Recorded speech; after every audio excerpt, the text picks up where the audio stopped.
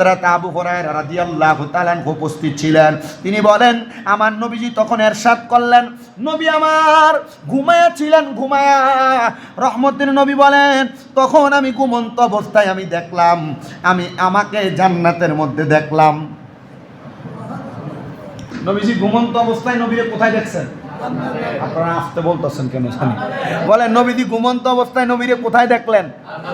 নবীজি এভাবে বসা, নবীজির সামনে সাহাবায়ে কেরাম বসা। এদের মধ্যে একজন ছিলেন হযরত আবু হুরায়রা রাদিয়াল্লাহু তাআলা আনহু। হাদিস শরীফ, বুখারী শরীফ প্রথম খণ্ড 520 নম্বর পৃষ্ঠা 3548 নম্বর হাদিস। আল্লাহর হাবিব বলতেছেন, আমাকে জান্নাতের মধ্যে দেখলাম। আমি জান্নাতের মধ্যে দেখা আমি হঠাৎ করে জান্নাতে উপস্থিত আমি দেখলাম একজন মহিলা জান্নাতের একটা প্রাসাদ, জান্নাতের একটা ঘরের সামনে ওযু করতেছে। মারহাবা কন্যা। নবী আমার বলতেছেন, জান্নাতের একটা প্রাসাদের সামনে একজন জান্নাতের মহিলা ওযু করতেছে। তখন আমি প্রশ্ন করলাম, হে মহিলা, লিমান হাজাল কসরু, এ প্রাসাদ রাকার, এ বাড়ি রাকার? তখন মহিলা উত্তর দেয়, ইয়া রাসূলুল্লাহ ক্বালু লি উমারা ফাযাকারতু গায়রাতাহু ফাওয়াল্লাইতু মুদিবিরান। আল্লাহর হাবিব সাল্লাল্লাহু আলাইহি সাল্লাম মহিলার কথা শুনে বড় অবাক হইলেন। মহিলা যখন বললেন, এই ঘরটা হলো হযরত ওমরের।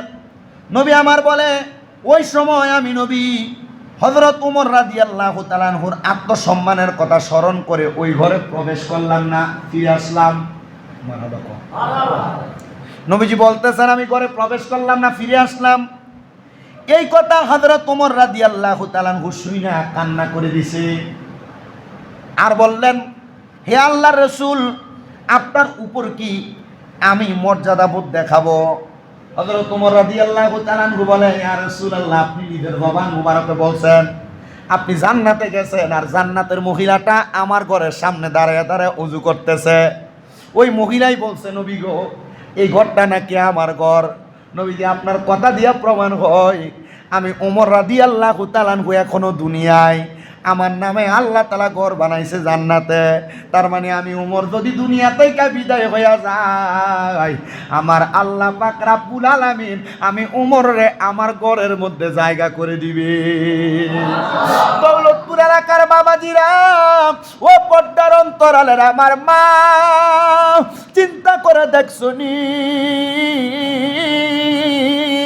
হযরত ওমর রাদিয়াল্লাহু তাআলা আনহু আমার নবীরে কত ভালোবাসছে, কত মোহাব্বত করছে রে। আমার আল্লাহ তাআলা হযরত ওমর দুনিয়াতে থাকতে হযরত ওমরের জন্য জান্নাতে ঘর বানাইয়া দিছে।